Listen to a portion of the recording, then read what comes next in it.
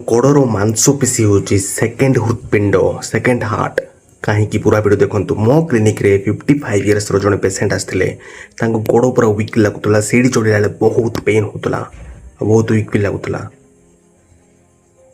ତ ସେ ତାପରେ ସୁଗର ଟେଷ୍ଟ ଯେମିତି କଲେ, ସୁଗର ଟେଷ୍ଟ କରିଲା ପରେ ତାଙ୍କୁ ସୁଗର ହାଇ ଦେଖାଇଲା। ତ ସୁଗର ହାଇ ଯଦି ହେଉଛି ତାହାର କାରଣ ଗୋଡ଼ର ମାଂସପେଶୀ କମଜୋର ଥିଲେ ବି ହେଇପାରେ। ସୁଗର ହାଇ ରହିଲେ କ'ଣ ପ୍ରୋବ୍ଲେମ୍ ହେବ? ଆମର ଯେଉଁ ଧମନୀ ଅଛି, ଯେଉଁ ହାର୍ଟର ଧମନୀକୁ ନଷ୍ଟ କରିବ। ତାହା ଫଳରେ ବିପି ବଢ଼ିବାର ଚାନ୍ସ ଅଛି, ହାର୍ଟକୁ ପ୍ରେସର ପଡ଼ିବ, ହାର୍ଟ ଆଟାକ୍ ହେବା ଚାନ୍ସ ପଡ଼ିବ। ତ ଗୋଡ଼ର ମାଂସପେଶୀ କାହିଁକି ସେକେଣ୍ଡ ହାର୍ଟ? ଶୁଣନ୍ତୁ, ଯଦି ସୁଗାର ବଢ଼ିଯିବ ତ ବ୍ଲଡ଼ରେ ସୁଗାର ପଡ଼ିଲେ ତାକୁ ଗୋଡ଼ର ମାଂସପେଶୀ ଯଦି ଠିକ୍ ଥିଲା, ଷ୍ଟ୍ରଙ୍ଗ ଥିଲା, ଅଧିକ ଥିଲା, ତ ତାହା ସୁଗରକୁ ଟାଣିଦେବ ଆଉ ଗ୍ଲାଇକୋଜେନ୍ ରୂପରେ କନଭର୍ଟ କରିବ।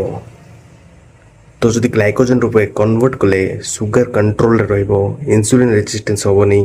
ଇନ୍ସୁଲିନ୍ ରେଜିଷ୍ଟେନ୍ସ ନ ହେଲେ ଯେଉଁ ଧମନୀ ଅଛି ତାର ପ୍ରେସର ବଢ଼ିବନି, ତ ବ୍ଲଡ଼ ପ୍ରେସର ବଢ଼ିବନି, ହାର୍ଟକୁ ପ୍ରେସର ହେବନି, ହାର୍ଟ ଆଟାକ୍ ଚାନ୍ସ କମିବ। ସେଥିପାଇଁ ଗୋଡ଼ର ମାଂସପେଶୀକୁ ଷ୍ଟ୍ରଙ୍ଗ କରାନ୍ତୁ, ପ୍ରୋଟିନ୍ ଡାଏଟ୍ ନିଅନ୍ତୁ, ଏକ୍ସରସାଇଜ୍ କରନ୍ତୁ, ସ୍କ୍ୱାଟ୍ ଏକ୍ସରସାଇଜ୍ କରିପାରିବେ, ଜମ୍ପିଂ କରିପାରିବେ, ୱାକିଂ କରିପାରିବେ। ଏସବୁ ଏକ୍ସରସାଇଜ୍ କରନ୍ତୁ, ସିଡ଼ି ଚଢ଼ନ୍ତୁ, ଗୋଡ଼ର ମାଂସପେଶୀ ଷ୍ଟ୍ରଙ୍ଗ କରନ୍ତୁ, ସୁଗାର ବି କଣ୍ଟ୍ରୋଲ ରହିବ। ଆଉ ଖାଇସାରିଲା ପରେ ଟିକେ ଚାଲନ୍ତୁ, ଖାସ କରିକି ଡିନର ଟାଇମ୍ରେ। ଗୋଡ଼ର ମାଂସପେଶୀ ଯଦି ଷ୍ଟ୍ରଙ୍ଗ ରହିଲା ତ ସୁଗାର ହେବନି, ସୁଗାର ନହେଲେ ହାର୍ଟ ବି ଷ୍ଟ୍ରଙ୍ଗ ରହିବ।